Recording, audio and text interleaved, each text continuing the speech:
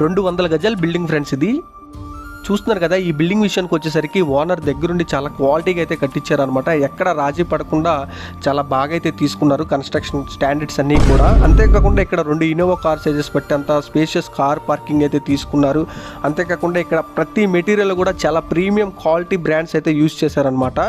ఇక్కడ బెడ్రూమ్స్ కానీ, అంతేకాని హాల్ కానీ, కిచెన్ కానీ అన్నీ కూడా చాలా స్పేషియస్గా అయితే తీసుకున్నారు.